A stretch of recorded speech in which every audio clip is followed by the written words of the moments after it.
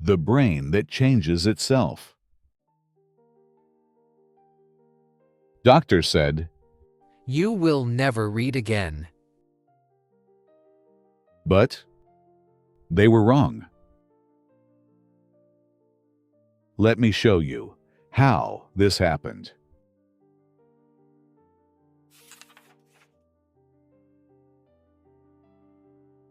When I was young and first studying medicine, I was taught something very clear.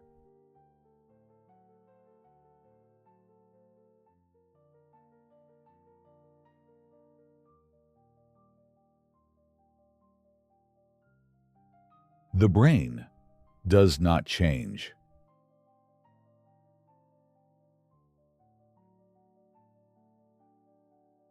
Once we grow up, the brain is finished.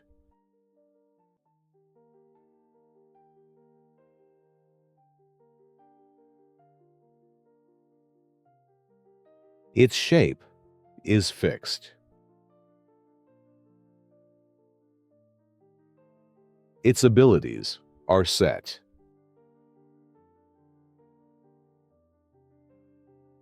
If brain cells are damaged, they do not grow back.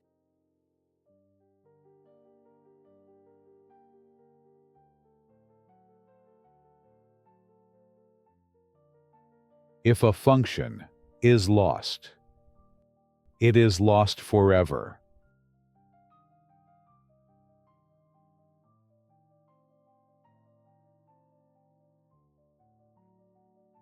That belief was not cruel.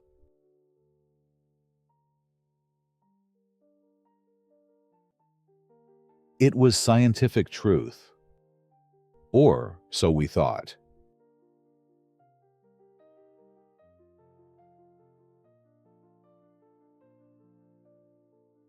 Doctors learned it.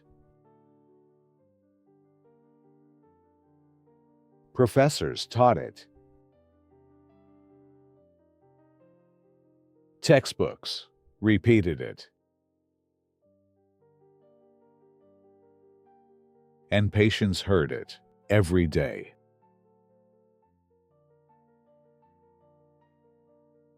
You'll never walk again.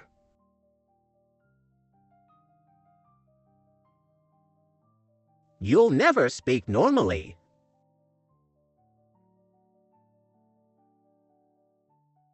You'll need to accept this.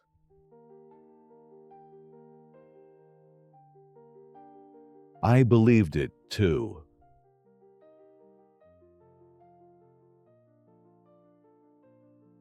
But slowly, quietly, doubt began to grow.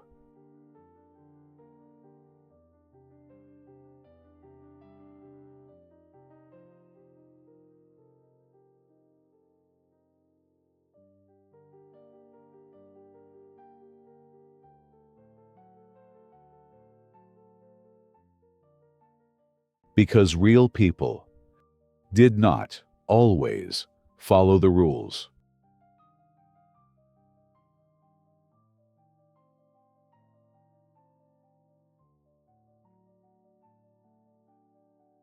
I saw patients improve when they were not supposed to.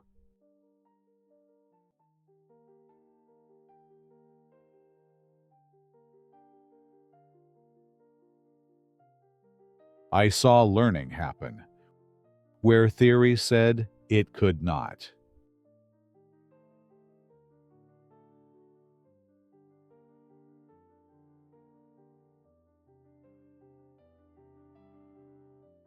At first, I told myself these were exceptions.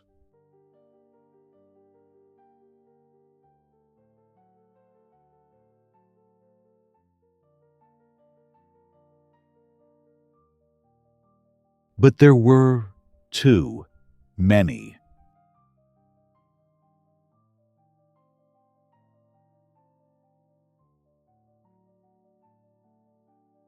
And exceptions, when they repeat, become a new truth.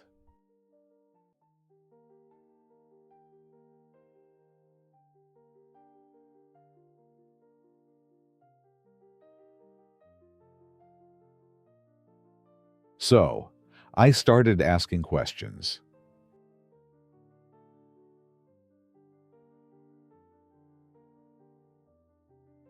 That made other doctors uncomfortable.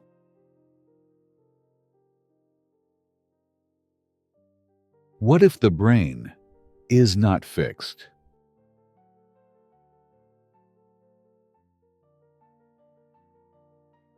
What if it is adaptable? What if it can reorganize itself?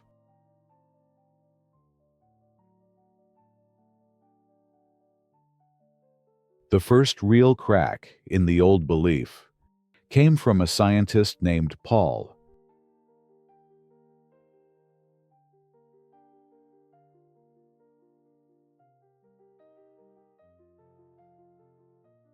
Paul told me a story about his father.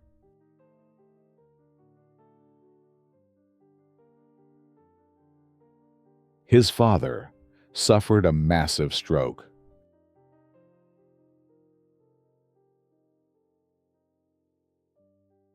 Half his body was paralyzed.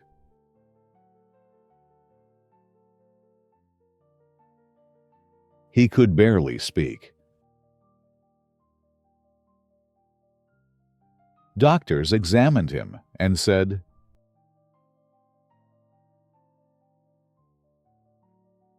"There is nothing we can do."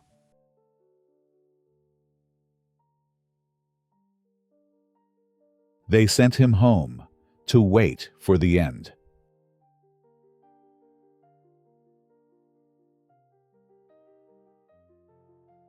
But Paul refused to accept that.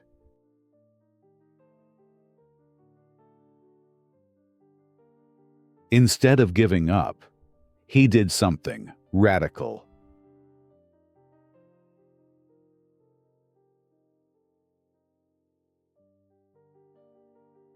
He made his father practice.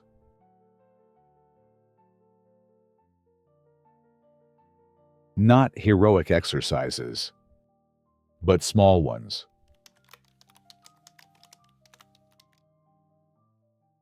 When we say heroic, we mean big, powerful actions, like a hero in a movie. For example, powerlifting, extreme training, or trying to do everything at once. This was not that. He did not practice big, powerful exercises like a hero would. Instead, he practiced very small movements. Touching, moving fingers, trying to sit, trying again, every day, for years.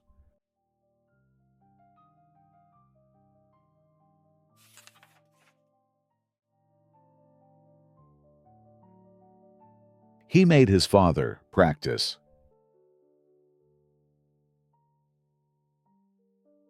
Not heroic exercises, but small ones.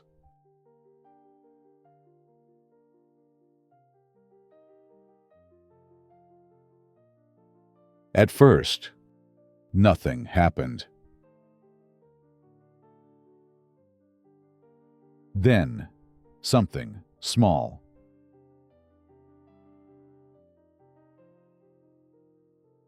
A finger moved. Then, an arm. Then, steps. Years later, his father walked.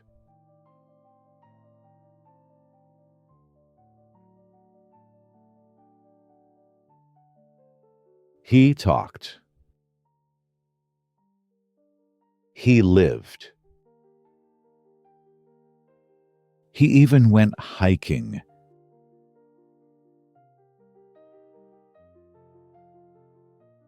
When his father eventually died,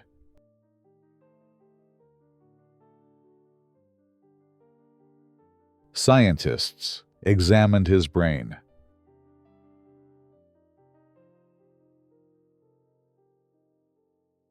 And what they found was shocking.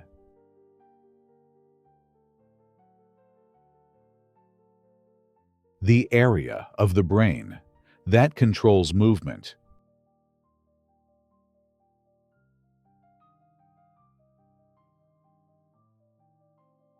was completely destroyed. Gone.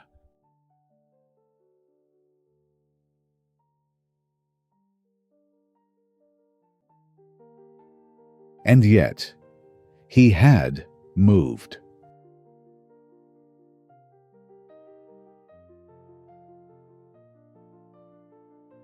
This meant something impossible had happened.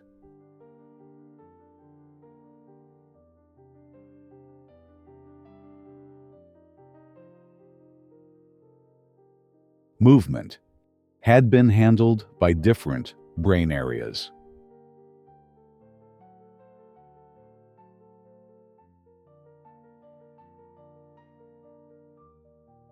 The brain had rewritten itself.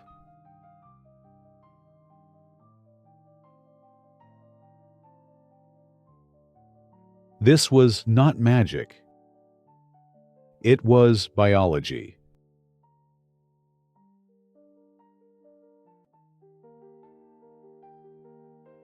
Inside the brain, there are billions of nerve cells called neurons.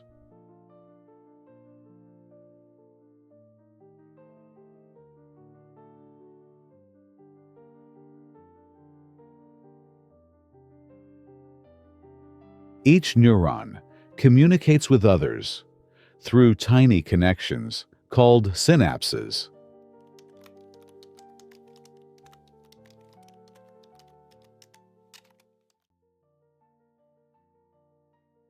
What are neurons and synapses? A neuron is a brain cell. Neurons send messages. They help the brain work, like people. Help each other work together. Neurons send messages to each other through tiny connections called synapses. Inside the brain, neurons do not touch each other directly. There is a very tiny space between one neuron and another. That tiny space is called a synapse. The word synapse comes from Greek. Syn means together. Apse means to join or to connect. So, synapse literally means to join together, to connect. Neurons are like people. Synapses are like cell phones. People do not talk by touching each other. They use cell phones to connect. In the brain, neurons also want to send messages. They use synapses to connect. Messages travel from one neuron to another neuron through the synapse. This is how the brain works. Synapses help brain cells connect, communicate, and learn.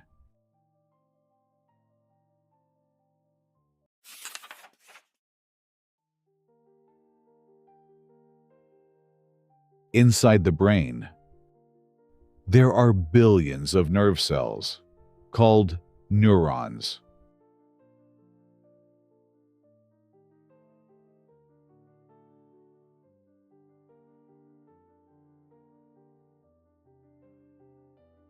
Each neuron communicates with others through tiny connections called synapses.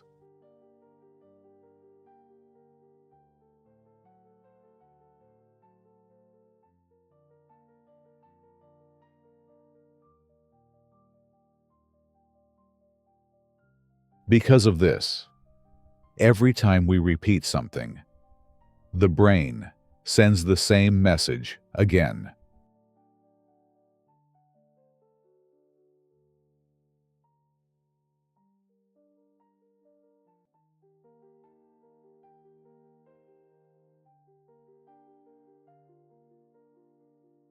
And each time that message repeats, the synapse becomes stronger.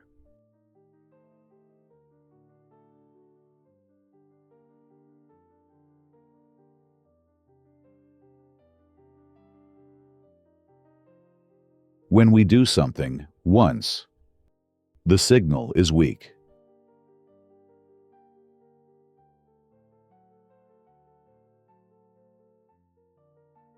But when we repeat an action,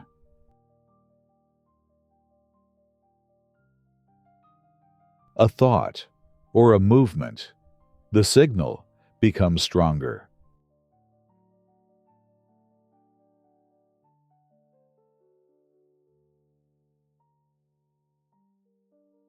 The connection thickens.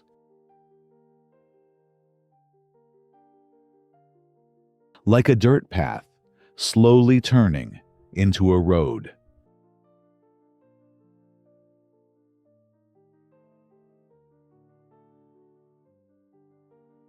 This is how learning works.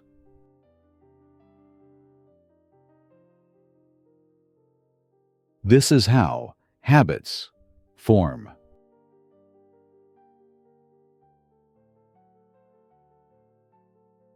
And this is how recovery happens.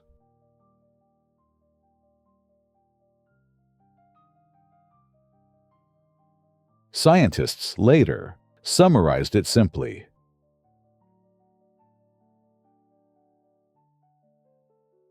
Neurons that fire together, wire together.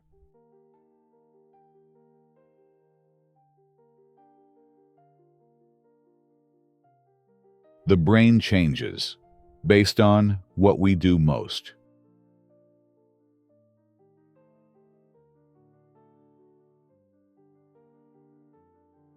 When I truly understood this, everything I thought about healing had to change.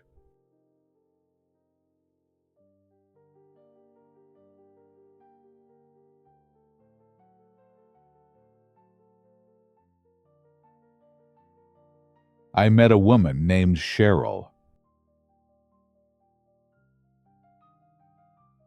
She had lost her sense of balance.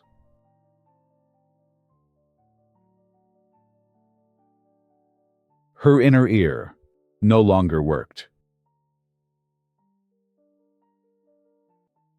The brain could no longer feel where the body was.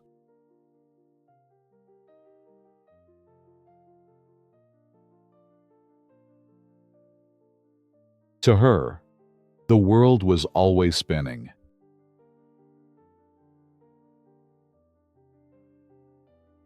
Walking felt like standing on a boat during a storm.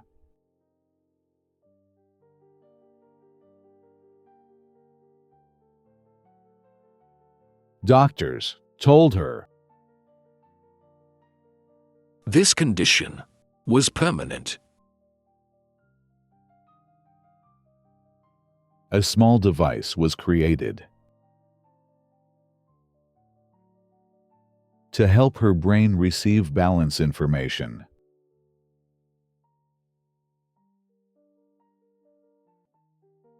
The device sent balance signals to her tongue.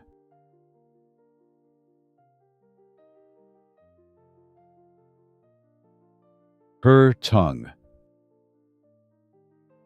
At first, this made no sense. The tongue is for taste, not balance.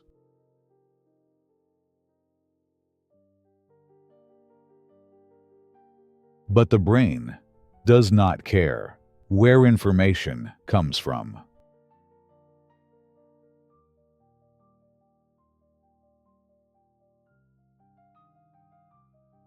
It only cares that information arrives.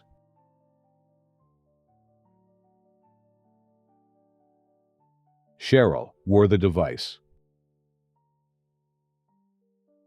At first, she felt confusing signals.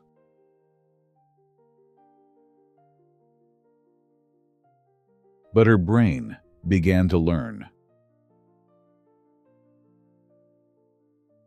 Neurons in the brain started responding.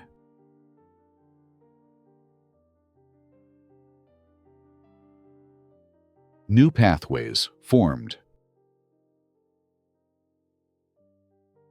Balance information traveled through touch instead of the ear.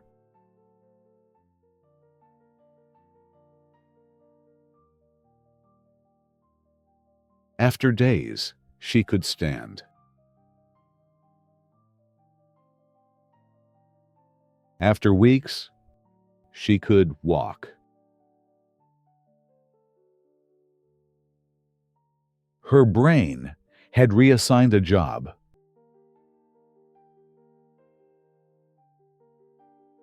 That should not have been possible. But it was. This discovery destroyed the old brain map. We once believed each brain area had one job.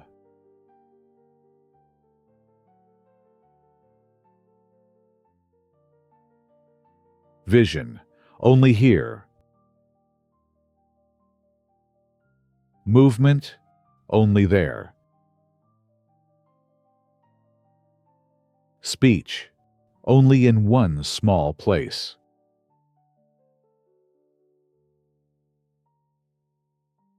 But the brain is not a factory.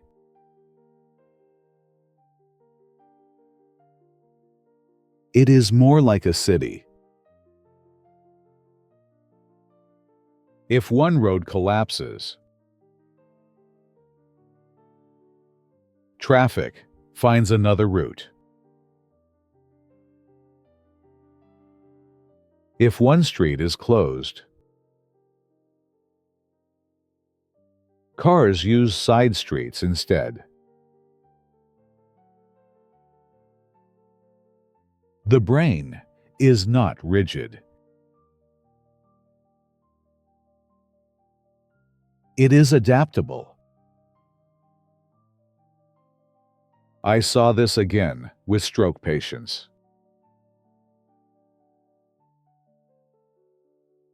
One man, Pedro, lost movement on one side of his body.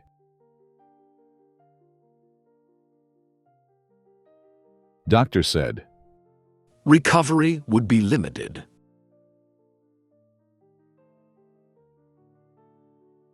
But Pedro practiced every day, simple movements.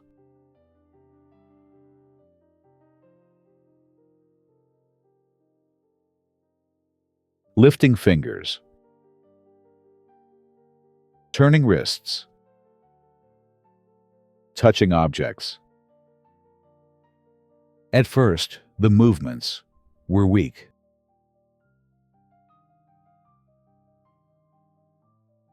But inside his brain, something important was happening.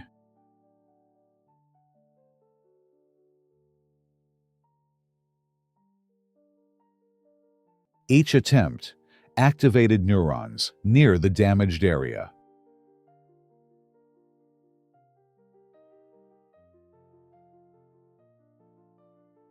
With repetition, those neurons strengthened.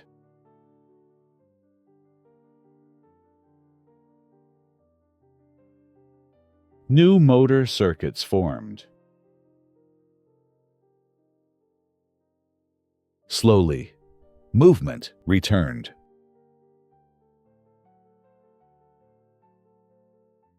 One day, Pedro lifted a spoon to his mouth.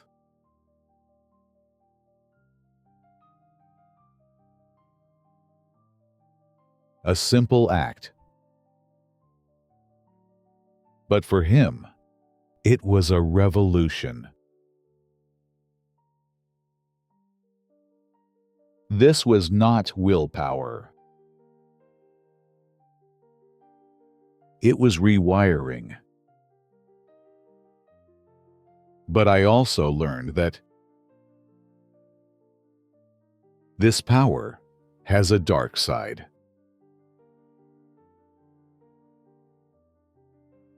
The brain adapts to everything. Not only healing.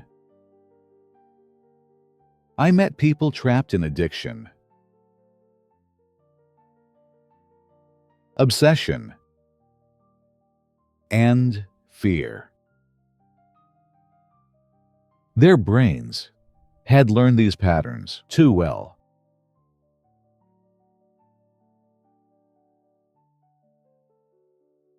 The same plasticity that allows recovery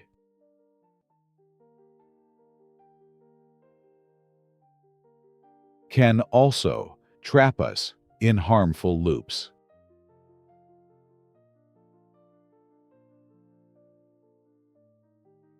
If fear is repeated, fear circuits strengthen.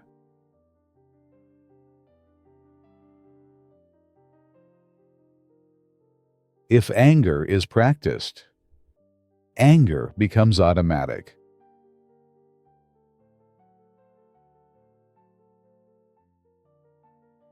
The brain does not judge. It adapts. This is why change feels hard.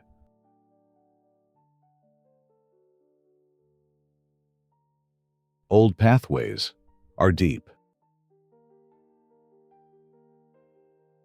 New ones feel weak and unfamiliar.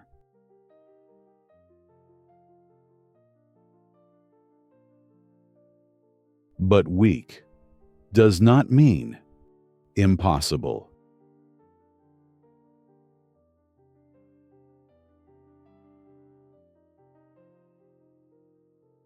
It means new. By the time I reached this point in my research,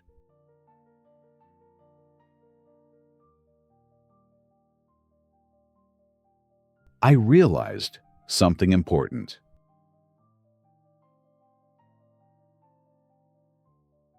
The brain is not who we are.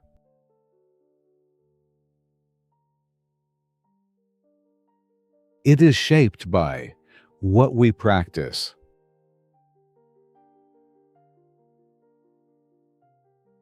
There is no fixed self. Only a self, always becoming.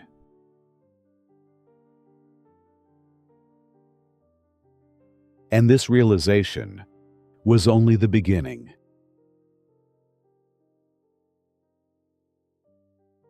Because the next people I met would push this idea even further.